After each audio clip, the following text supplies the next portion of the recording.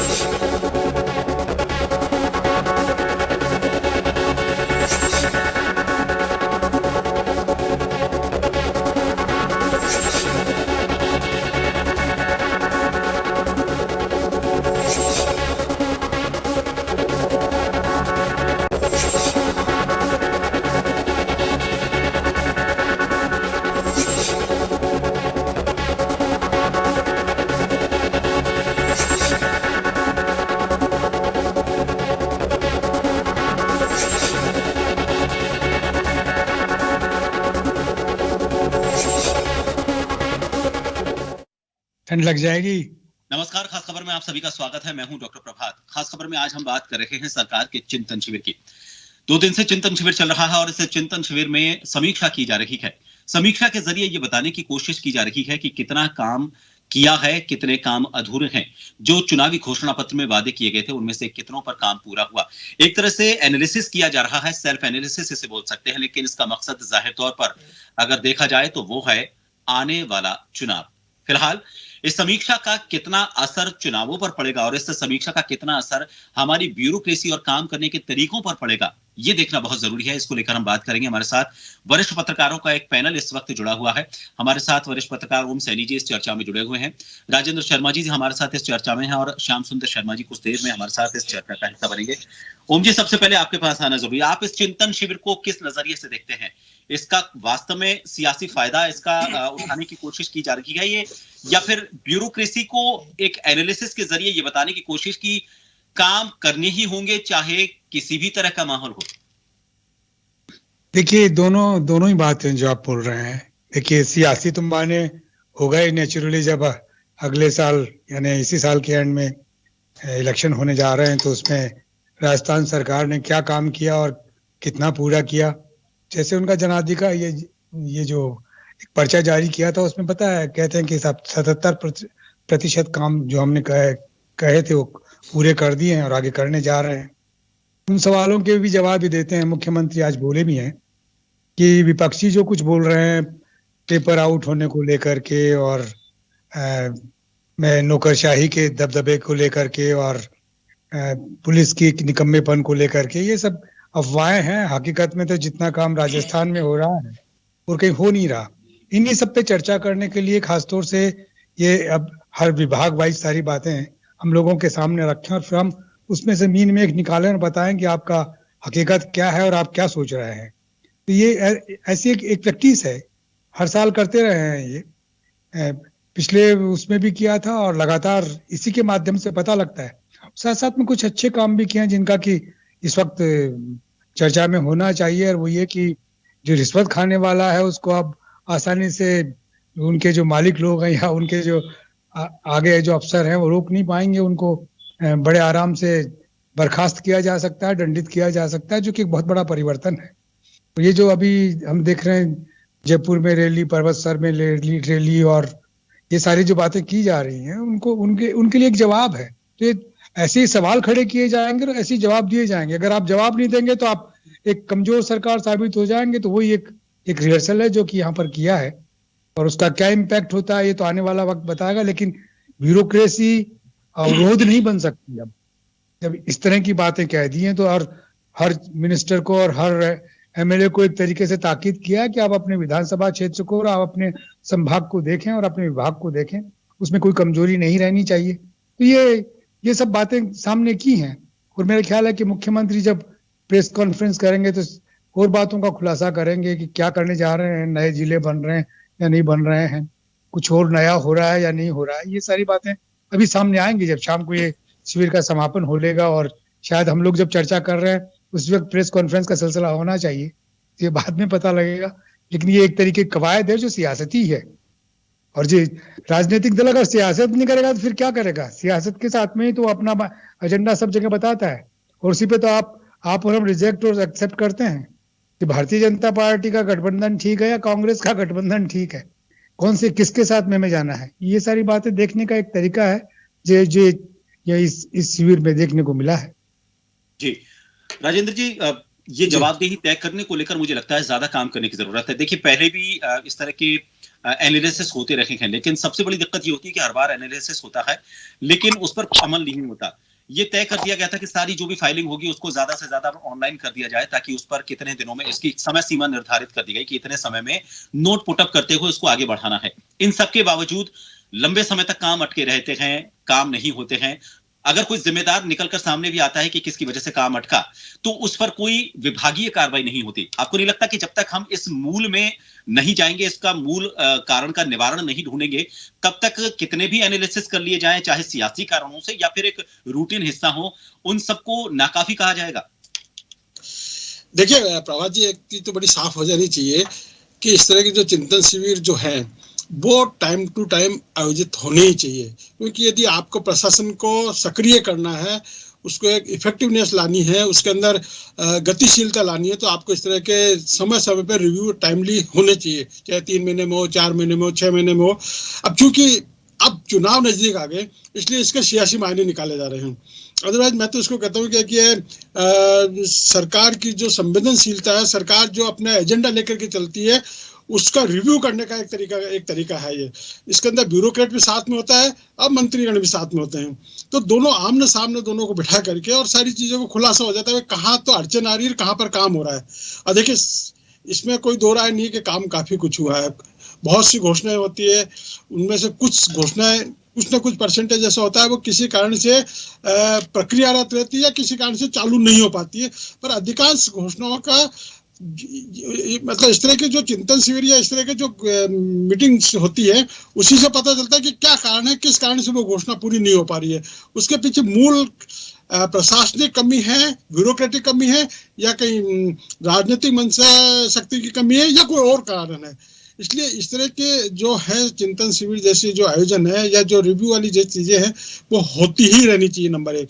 दूसरी ये इसलिए महत्वपूर्ण हो जाती है कि जल्दी इसी महीने के अंदर जल्दी विधानसभा सत्र चालू होने वाला है, तो जो इसमें जो फीडबैक मिलेगा, जिस तरह की जो मुख्यमंत्री जी की समीक्षा के बाद में जो परिणाम आएंगे, जो उनके दिमाग के अंदर नई नई चीजें आएगी, उसको भी परिलक्षित होने का मौका मिलेगा इस विधानसभा सत्र के दौरान।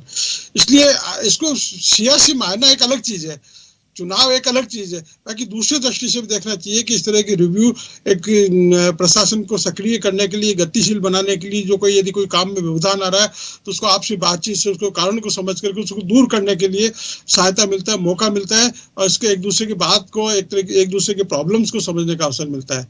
इसलिए मैं तो कहता हूँ कि चिंतन शिविर वगैरह जो दूसरी चीजें, ये जो चीजें हैं उसको इस पॉजिटिव थिंकिंग से सोचना चाहिए।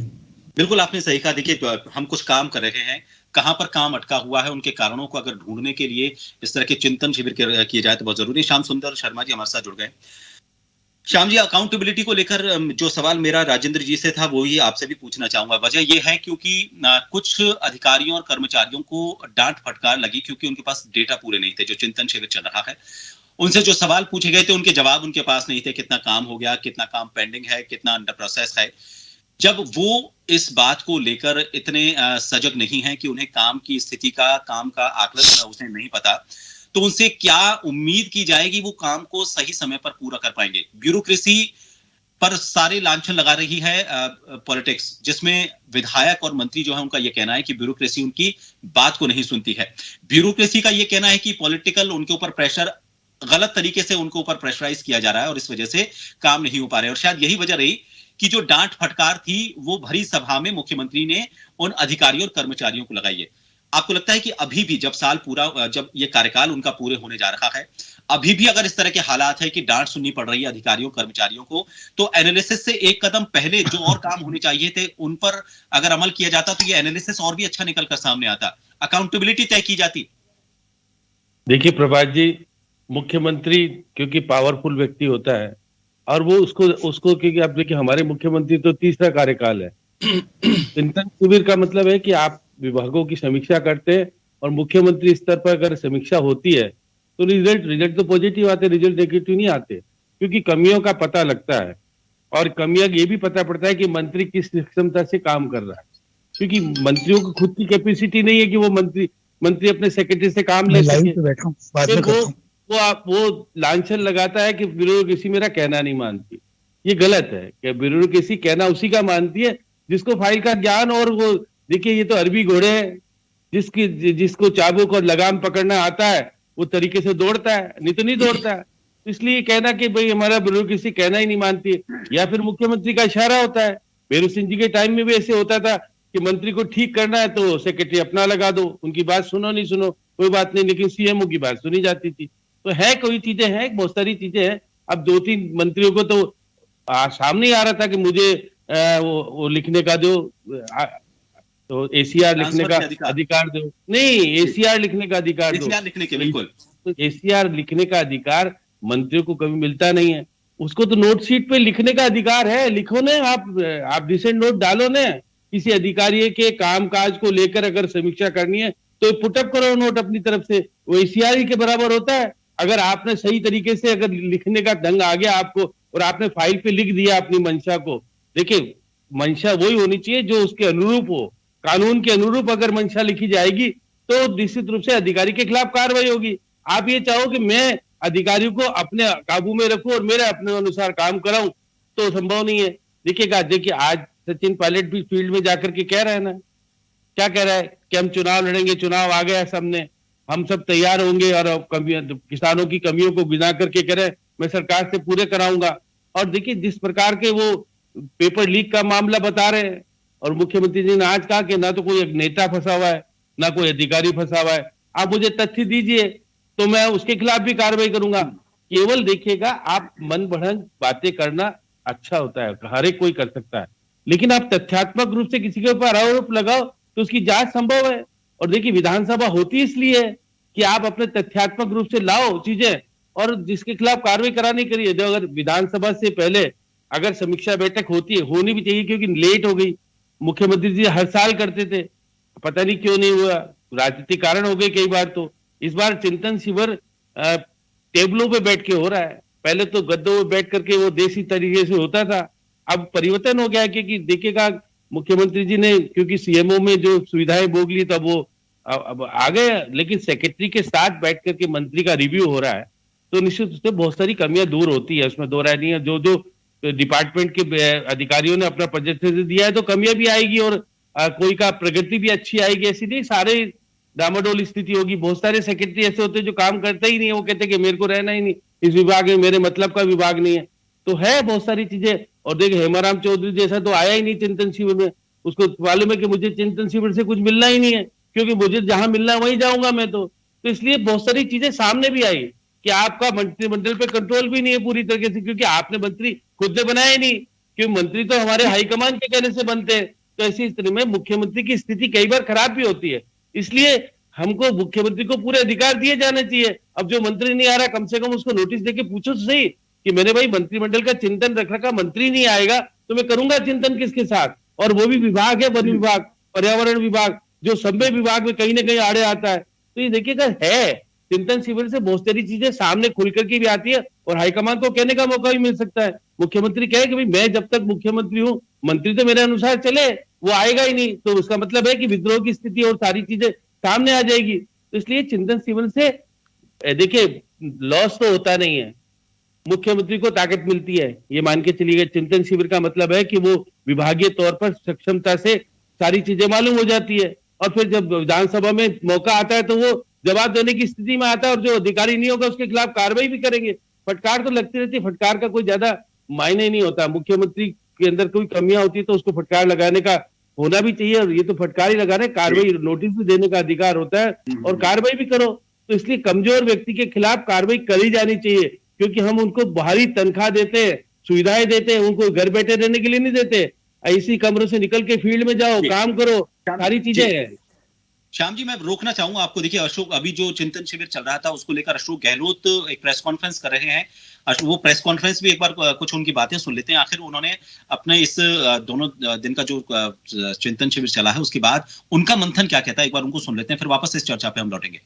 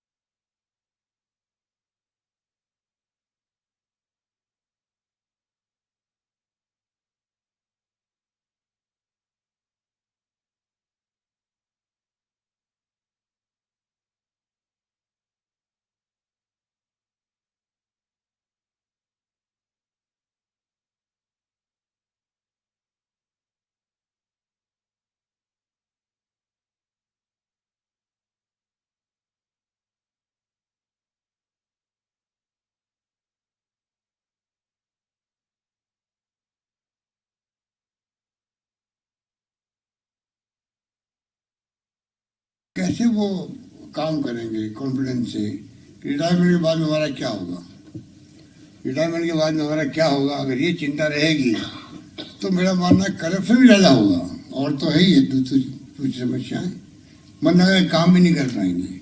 तो एक बहुत बड़ा फैसला ओपीएस का हुआ, राजस्थान सरकार ने लिया, और 4-5 राज्य, हिमाचल भी, पंजाब भी, छत्तीसगढ़, झारखंड भी कर चुके हैं। और मैं अपील करना चाहूँगा प्रधानमंत्री जी से, एक तो इसके बारे में, ओपीएस बारे में, दूसरा सोशल सिक्योरिटी, ये अब देश में मुद्दा बनना चाहिए और राष्ट्रीय बहस होनी चाहिए।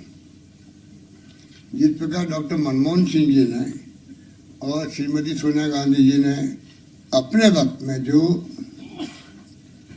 यूपी गवर्नमेंट वक्त में अधिकार आधारित युग की शुरुआत करी, पार्लियामेंट में कानून बना करके right to information, Mahatma Gandhi NREGA,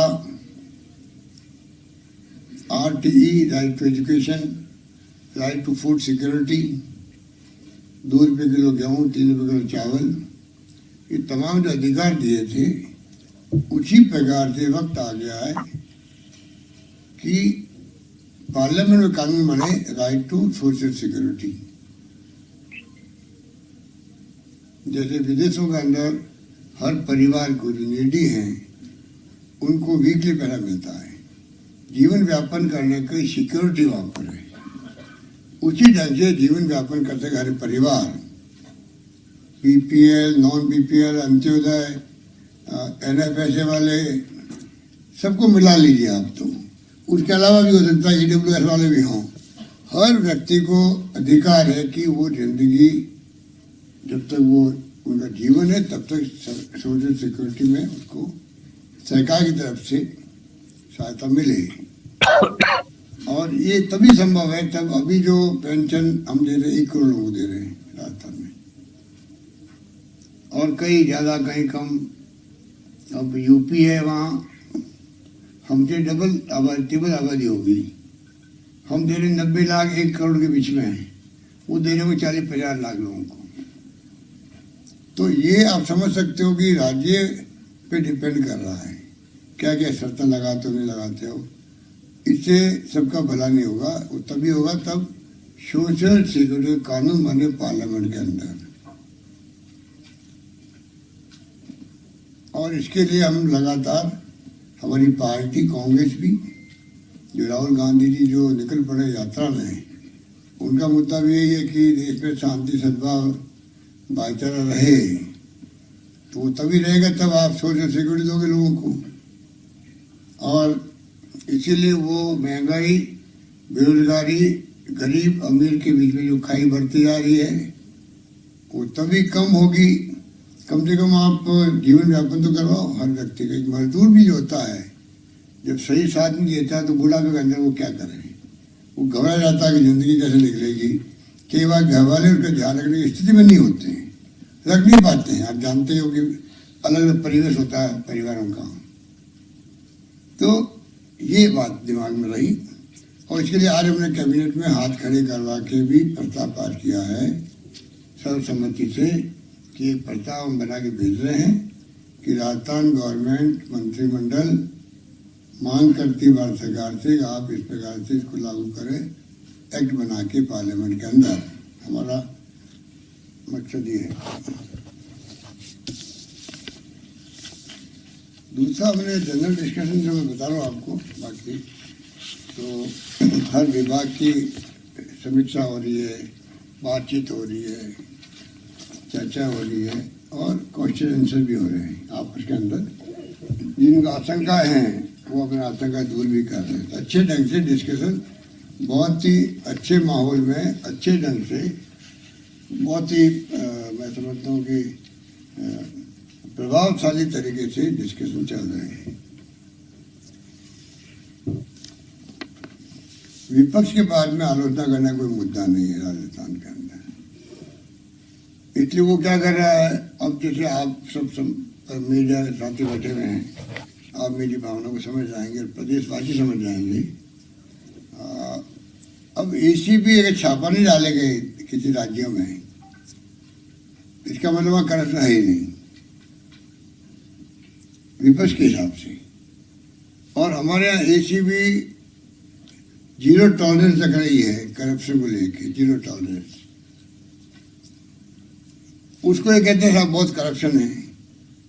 तो इससे बड़ी मूर्खता क्या होगी कि जहाँ ACB छोड़ नहीं रही है, सरकार कहती है संवेदनशील, पारदर्शी, जवाबदेह प्रशासन देंगे, और जीरो टॉलरेंस की हम बात करते हैं, और उसके अंतर्गत छापे पड़ रहे हैं। लोग कहते हैं हिंदुस्तान भर में सबसे ज़्यादा छापे राजस्थान में पड़ रहे हैं, इतना शानदार काम हो रहा है एंटी करप्शन डिपार्टमेंट में, और ये लोग उसकी आलोचना कर रहे हैं। तो पब्लिक सब समझ रही है कि ये किस प्रकार से बोल रहे हैं। उसी प्रकार से जो मैंने सरकार मंत्री नवाचार किया, और मैंने कहा कि राजस्थान में कंपल्सरी करेंगे, हम लोग कंपल्सरी करेंगे FIR को। दुर्भाग्य से मीडिया में हमारे साथी भी कई बार गहरे में जाते नहीं हैं, और आजकल तो पूरा मीडिया का हालात जो है पूरे देश के अंदर आप कुछ समझ रहे हैं, गोदी मीडिया जो कहलाने लग गया है, तो ज़्यादा एक्सप्लेन की जरूरत नहीं मुझे, आप समझ जाएंगे और मैं क्या कहना चाहता हूँ। अगर हमने इतना बोल्ड स्टेप उठाया, थानों की स्थिति आप भी समझते, हम भी समझते थे। थानों के अंदर मीडिया पर्सन तो फिर भी चले जाते हैं, भाई चलो तो अखबार वाले लोग हैं, संवाददाता, मान सम्मान मिल जाता है।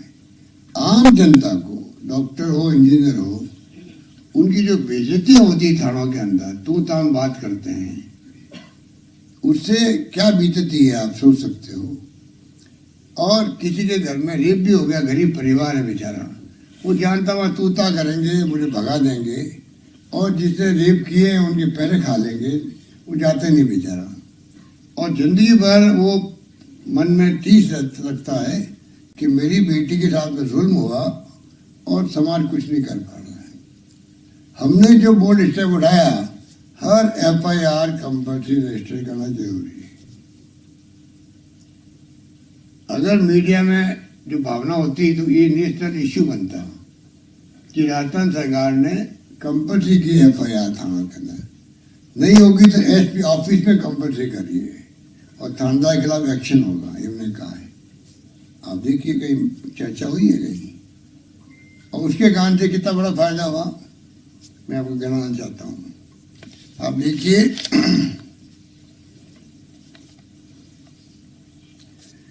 FIR अनिवार्य करने के बावजूद भी जो क्राइम कंट्रोल हमने किया है और लोगों में भय पैदा हो गया है, अब FIR लॉन्च होगी कंपल्सरी, इसके कारण भय ही पैदा हुआ। उस भय के कारण देखिए आप 19 के तुलना में 21 के अंदर 5% अपराध कम हुए हैं। MP में, हरियाणा में, गुजरात, उत्तराखंड में, 17 राज्यों में और केंद्र शासित प्रदेशों में अपराध अधिक दर्ज हुए। गुजरात में अपराधों में करीब 69%, हरियाणा के अंदर 24% और MP में 20% की बढ़ोतरी दर्ज की गई। हमने कंपल्सरी की तब भी 5% कमी आई और इनकी बढ़ोतरी हुई है। ये आंकड़े मेरे नहीं है, NCRB जो भारत सरकार की बुकलेट निकलती है, national crime record bureau,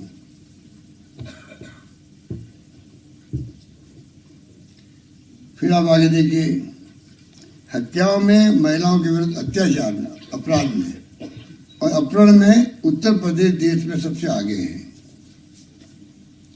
number 3 custodial death में गुजरात सबसे ऊपर है। नंबर 4 नाबालिगों के साथ बलात्कार यानी पोस्को एक्ट के मामले में मध्य प्रदेश देश में पहले स्थान पर है, जबकि राजस्थान 12वें स्थान पर है। SC/ST क्राइम में यूपी नंबर 1 पर है, मध्य प्रदेश नंबर 2 पर है। अनिवार्य पंजीकरण नीति का परिणाम है कि 17-18 के अंदर 33% FIR कोर्ट के माध्यम से CRPC के अंतर्गत, आप जानते हो 156(3) के अंतर्गत इस कारण दर्ज होते थे। अब वो संख्या जो है हमारी नीति के कारण से, अनिवार्य पंजीकरण के कारण से कॉन्फिडेंस बढ़ा।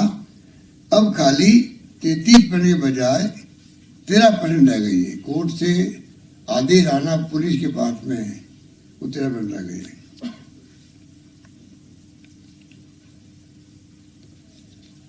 इसी प्रकार से आप देखिएगा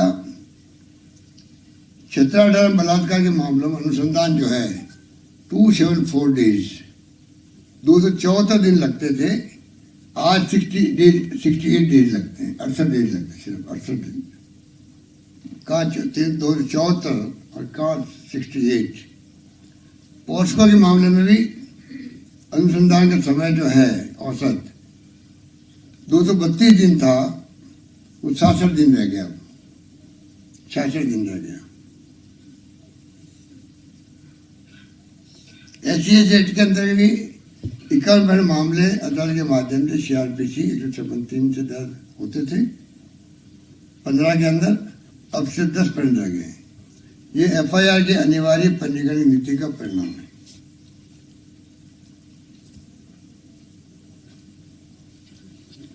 ये क्योंकि हमने कंपल्सरी कर दी, उनका कुछ लोगों ने फायदा उठाया और झूठी FIR दर्ज करने लगे, वो अलग बात है। उसके बावजूद भी हमारी नीति कायम रहेगी।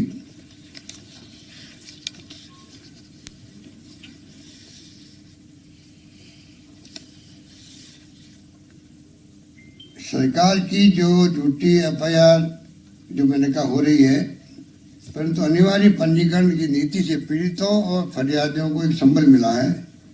वो बिना किसी भय के थाने में अपनी शिकायत लेकर न्याय के लिए आगे आ रहे हैं।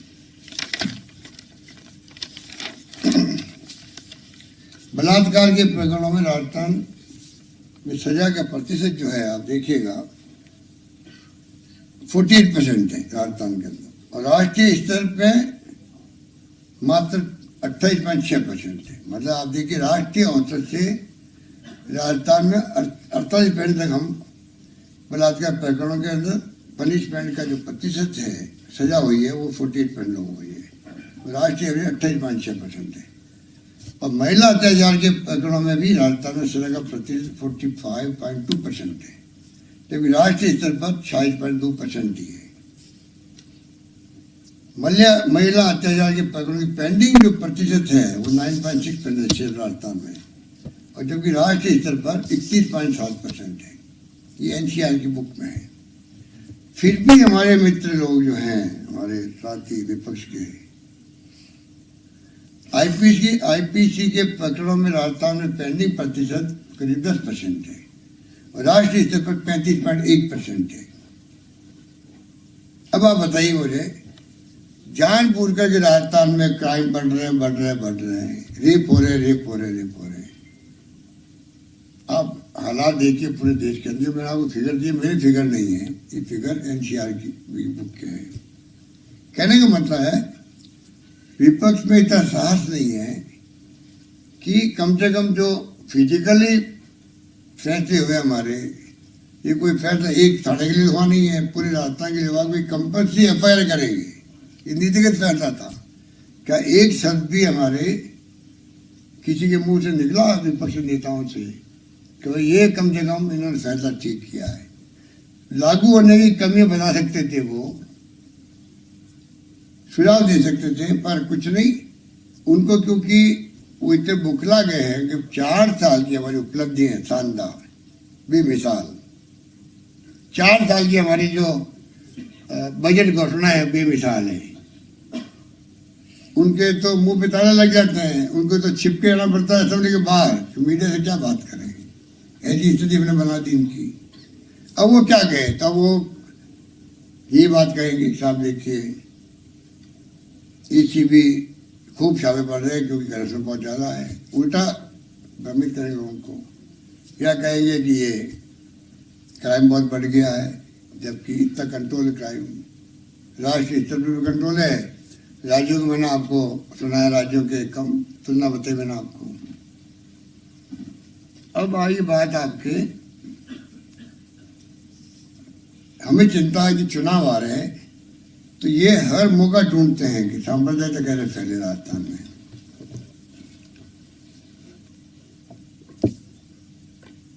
और इसीलिए ये जानबूझ करके हर चीज को उछालने का प्रयास करते हैं। उदयपुर, करौली, जोधपुर में सांप्रदायिक घटना हुई, खूब इन्हें उछालने का प्रयास किया, जबकि 2 घंटे में वहाँ 1 घंटे में निपट गया, वहाँ पर कंट्रोल कर लिया गया सांप्रदायिक की घटना को करौली के अंदर। आप मैंने कई लोग तो करौली के होकर मेरे ख्याल है करौली डरा दे आते हैं लोग पत्रकार बन करके।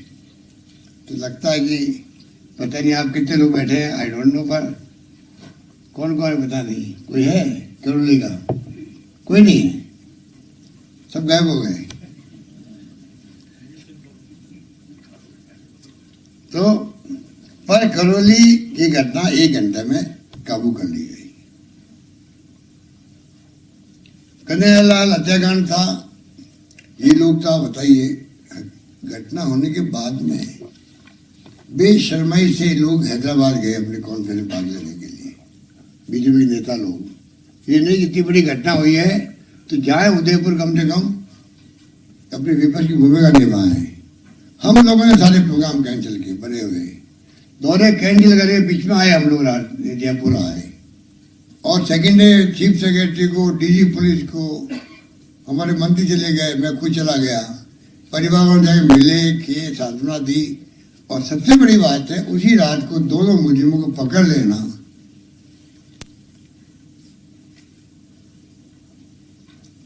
वरना वो आग लगा देते लोग अगर नहीं पकड़े जाते वहां पर। अभी ये यारो ठेठ की जो हत्या हुई है, वो खुद ही क्रिमिनल आदमी था, उसको ही बनाने लग गए लोग, तो वहां बीजेपी कांग्रेस करने लग गए और उनको पकड़ लिया रात भर में, 4 लोगों को।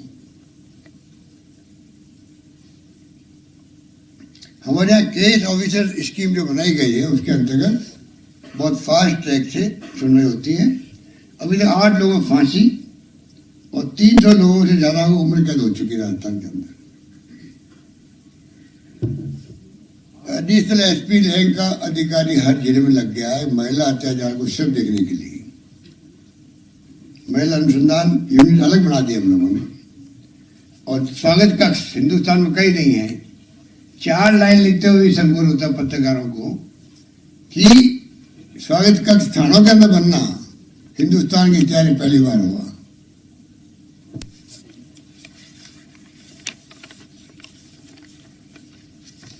ये बार क्लब चलते रात को, सुबह 3-4 बजे चलते हैं, गली गली में खुल रहे हैं।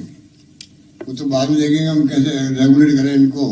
अभी हमने तय किया कम से कम रात को 11:30-12 बजे तब बंद करें। वो 12 बजे पहले पहले अपनी दुकान समेट लें, जो कम से कम जाके आराम से घर पे लोग रह सके। और दारू की दुकानें जो है वो मैंने 8 बजे कह दिया है कि ऐसे तो जिम्मेवार होगा जहाँ दुकानें खुली मिल गई तो उसका असर पड़ा है राजस्थान के अंदर, बहुत बड़ा इम्पैक्ट पड़ा है राजस्थान के अंदर। हम चाहते हैं कि लोग सुख की नींद सोए, परिवार वाले, हर व्यक्ति की गांव में पत्नी है, बीवी बच्चे जो है शांति से रहे, ये हमारी सोच है, उसको हम लोग बढ़ावा देंगे। आपके ये पेपर लीक कल कहा था प्रताप सिंह जी ने, ममता जी का होगा आपको बताइए। आप हिंदुस्तान में पेपर लीक हर राज्य में हो रहे हैं, आर्मी में हो रहा है। आपके अभी 1 महीना पहले जुडिशरी में हो गया, हाईकोर्ट के पेपर लीक कोर्ट हो गए। हम जो है आगे बढ़ के पहला राज्य राजस्थान जो जेल भेज रहा लोगों को, पकड़ रहा है, उस तक पहुंच रहा है कि किसने किया, कैसे पेपर आउट किया, वहां तक पहुंच रहा है। कानून पार कर दिया असेंबली के अंदर। और अभी हमने उनकी प्रॉपर्टियों को भी बुलडोजर भेजे वहां पर तोड़ने के लिए, बर्खास्त कर दिया, अधिकारियों को बर्खास्त कर दिया। और बच्चे जो है जो इसमें पकड़े गए, डिबा कर दिया आगे एग्जाम देने से, सब कुछ कर दिया, उसकी चर्चा नहीं। और ये अपोजिशन वाले पेपर लीक के लिए प्रेस कॉन्फ्रेंस कर रहे हैं, झूठे आरोप लगा रहे अधिकारियों पर, नेताओं पर। इनके पास कहना कुछ है ही, सामान कुछ नहीं इनके पास।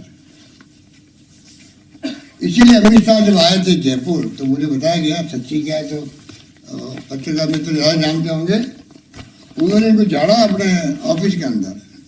जब इन्होंने कहा साहब ये सरकार कुछ नहीं कर रही, वो नहीं कर रही, क्या बकवास करते हो, सरकार को 4 साल में तुम लोगों ने एक आंदोलन खड़ा नहीं किया राजस्थान के अंदर। ये मैंने सुना है, सच्चाई क्या मैं उसको नहीं जाना चाहता, जो मैंने सुना बता दूं।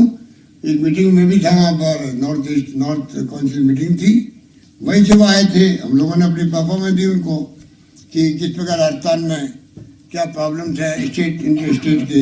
हम अपने जो भावना थी वो बताई है, OPS वाली भी और मेरे ख्याल से, और इसमें बताइएगा आप जाके प्राइम मिनिस्टर को कहिएगा कि लागू करें पूरे देश के अंदर अच्छी योजना वाली।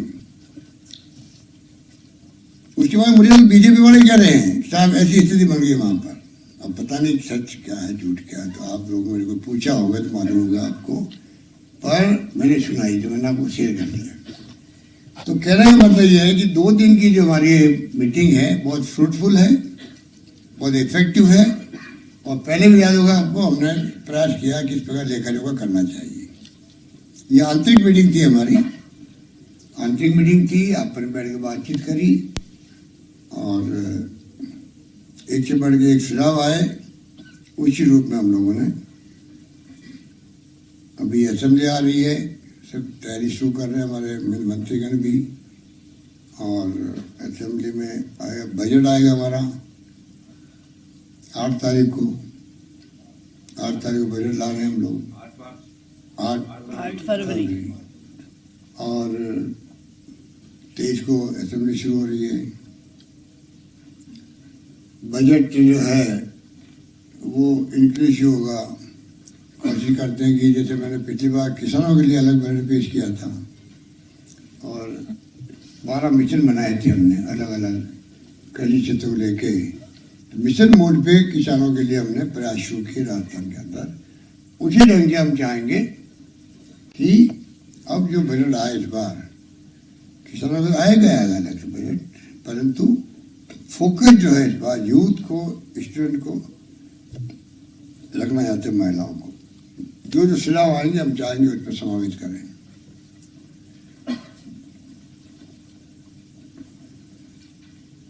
ठीक है, थैंक यू।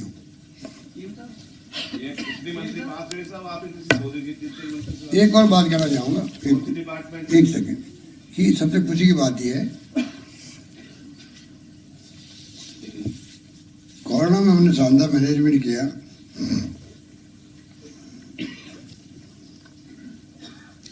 अभी हमने भी कहा कि जो ये अनैतिक काम करेगा कोई कर्मचारी, और जिस प्रकार भ्रष्टाचार तो करेगा ही करेगा, अनैतिक कार्य करेगा और अपने जानबूझ करके पब्लिक स्कीमों को लागू करने में कोताही करेगा। अभी पैसा गाँव के संग पैसा सारा जगह अभियान चल रहा है, उसमें कई जगह नगर पालिकाओं के जो EO है, अधिकारी है, वो कॉपरेट नहीं कर रहे। 10 लाख का टारगेट था, अभी 6 लाख पहुंचा है। तो हमने तय किया कि भाई अगर कोई जानबूझ के सब कुछ कर रहा है, ऐसे लोगों को खाली APO और सस्पेंड करने का काम चलेगा, इनको बर्खास्त करना चाहिए सरकारी नौकरी से।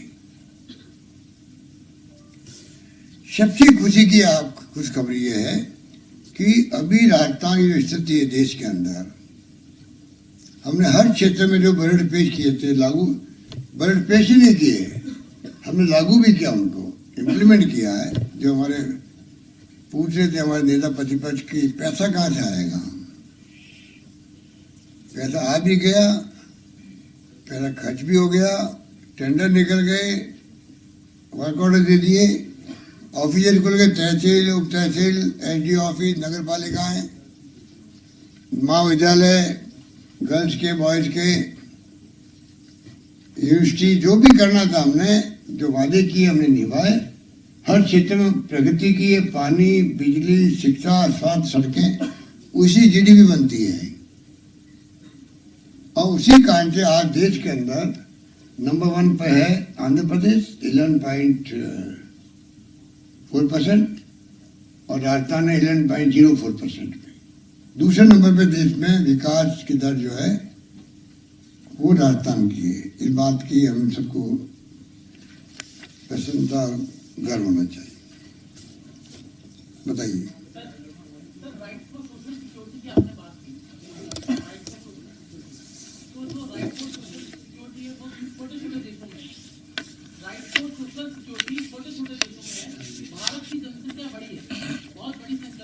छोटे देशों में अमेरिका में है। भारत की जनसंख्या बढ़ी है, तो आपको लगता है जनसंख्या नियंत्रण कानून आना चाहिए?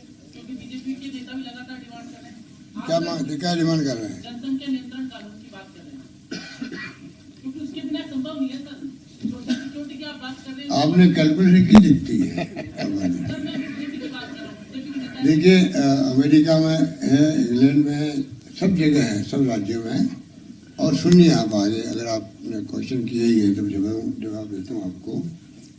ओबामा की है अमेरिका का, फेल हो गई और हमारे चेंज योजना दौड़ रही है।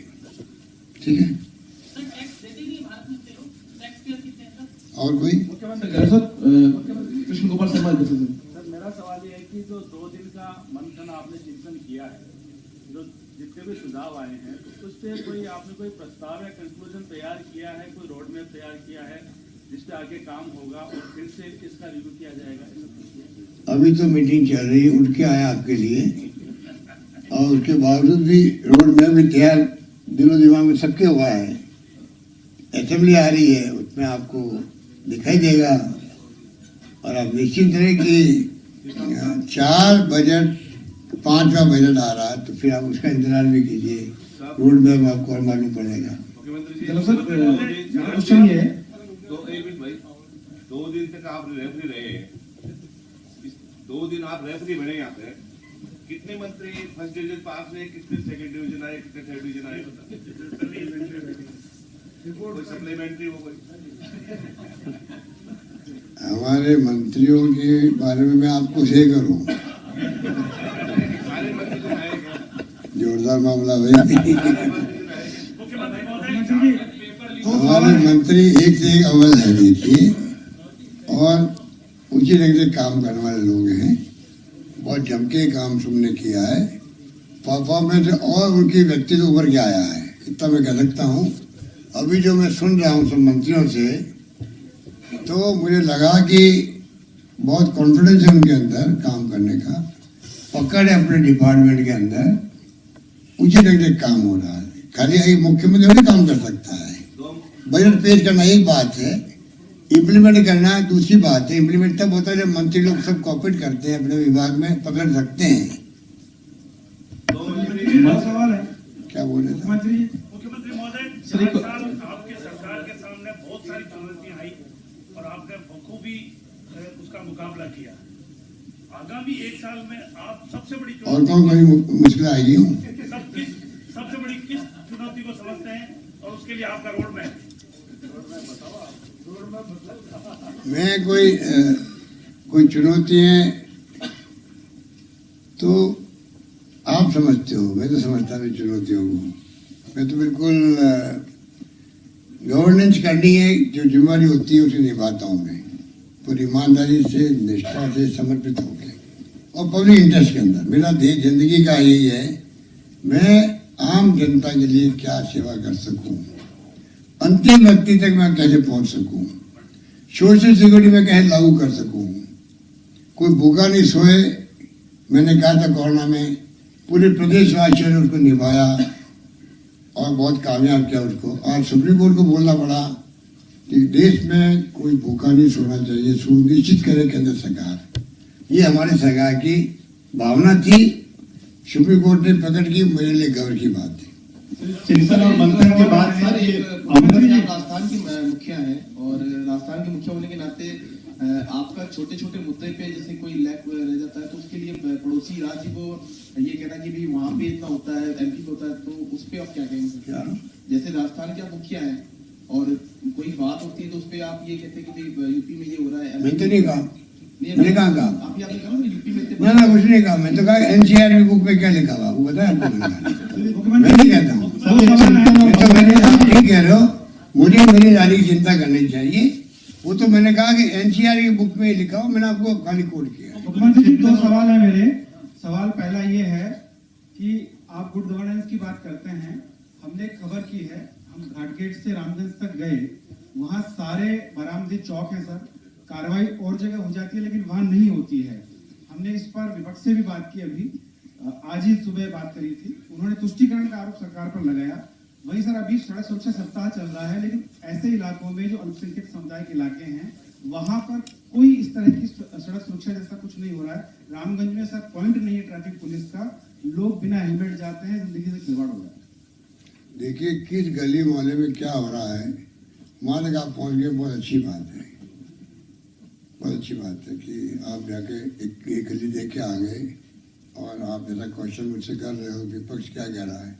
विपक्ष के डीएनए में वही है जो वो कह रहा है।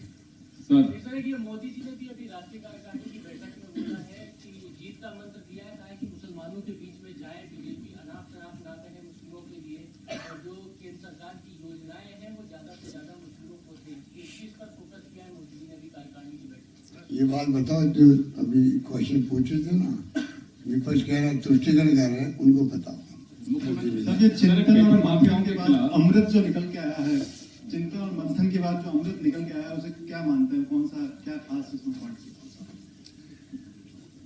अभी तो मैंने कहा अभी मीटिंग चल रही है भैया, उठ के आया हूँ बीच में। एक और काम हमने किया अभी उत्तराखंड के वक्त में, जब त्रासदी आई थी बद्रीनाथ केदारनाथ के अंदर, तब हम लोगों ने नौकरी दी थी सबको, जो परिवार वाले राजस्थान के लोग थे और जो चल बसे, उसमें हमारे नेविजन सेन भी थे जो पीसीसी में हमारे काम करते थे। तो सरकार बदली तो जिनकी नौकरी लगी हुई थी, उस सरकार ने उनको वापस निकाल दिया और उस स्कीम में रोक लगा दी। हमने वापस कहा कि स्कीम को वापस लागू करेंगे और तमाम उन परिवार को नौकरी देंगे जो परिवार उस वक्त में दुनिया से चले गए। पेपर माफियाओं के खिलाफ सख्त कानून भी बना और चुनावी साल के अंदर केंद्र सरकार जल्दी केंद्रीय मंत्रिमंडल में रीशफल करने जा रही है। राजस्थान में भी क्या मंत्रिमंडल ये आपको बताऊं, मैं आपको बताऊंगा करूंगा कि नहीं करूंगा, करेंगे कि नहीं करेंगे। और केंद्र सरकार ने आपको कहा उन्होंने आगे वो करने जा रहे हैं। जरा केंद्र सरकार में न्यूज आई है। सर एक सवाल है सर, पेपर लीक मामले में सर सख्त कानून भी बन गया, उसके बावजूद भी सर ये सिलसिला नहीं रुक रहा, पूरी सरकार का मंथन था सर, कोई पता लगा कि वजह क्या है सर? अब देखिए वजह आप समझ सकते हो कि क्यों है देश के अंदर, क्या वजह है, वो एक अलग विषय है। पर दुर्भाग्य से आप बताइए इतना फ्रस्ट्रेशन है या इतने गैंगस्टर पैदा हो गए हैं हर राज्य में, क्यों हो रहे हैं? 18-22 बार हो रहे हैं, गुजरात के अंदर भी हो रहे हैं, यूपी के अंदर भी हो रहे हैं। तो ये चिंता का विषय होना चाहिए सबके लिए और इसको रोक ही सकते हैं हैवी हैंड से। हमारी सरकार को कोई कॉम्प्रोमाइज नहीं करेगी, सभी तरह से हम कोशिश करेंगे। क्योंकि देखिए मेरे लिए ज़्यादा दुख की बात है, एक तो आप नौकरी दे ही नहीं रहे हो तो उनको परवाह नहीं है, या जो नौकरी दे रहे हैं पेपर लीक भी हो रहा है, उनको मालूम पड़ेगा पेपर लीक हो रहा है, वो परवाह नहीं कर रहे हैं और नौकरी लग जाती है ऐसे लोगों की। ऐसे राज्य भी हैं जो हम सुनते हैं कि जहाँ नौकरी लग जाती है ऐसे लोगों की भी। हमारे यहाँ चाहे वो कैंसिल करना पड़ा मुझे, कितना दुख हुआ। वो 25-26 लाख बच्चे थे, नौजवान थे जो अभ्यर्थी थे, मैंने बड़े प्यार से उनके लिए भाई दूर दूर उनका सेंटर आ गया है, फ्री ट्रांसपोर्टेशन किया, ये पिताजी बैठे हुए हैं, इन सबका आशीर्वाद। मैंने कहा कि रोडवेज के अलावा भी प्राइवेट बसों में किराया हम देंगे उनके लिए, ये व्यवस्था करो, तो बड़े खुश हो गए। किराया बहुत बड़ा शानदार निर्णय हो गया। जब कलेक्टर को कॉन्फ्रेंस करी तो भाई जो दूर से बच्चे आएंगे इनको रात को रहने करने का भी का इंतजाम करवा दो, इनफॉर्मल खाने पीने का इंतजाम करा दो। एक बच्ची आई आगरा से, वो कहने लगी मैं तो पहली बार देख रही हूँ कि मैं उतरी वहाँ पर धौलपुर में, मुझे एसडीओ साहब ले गए, बसेड़ी थे गाड़ी के अंदर भेजा, एग्जाम से वापस लाया मुझे और वापस ट्रेन बढ़ाया। ऐसा आज तक कहीं हुआ नहीं, पर पेपर लीक हो गया, उसके अंदर सब पानी फिर गया। जो हमने व्यक्तिगत इंटरेस्ट लिया उस पर पानी फिर जाता है।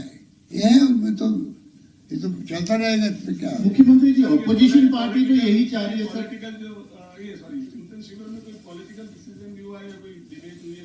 नमस्कार, जय हिंद, जय भारत।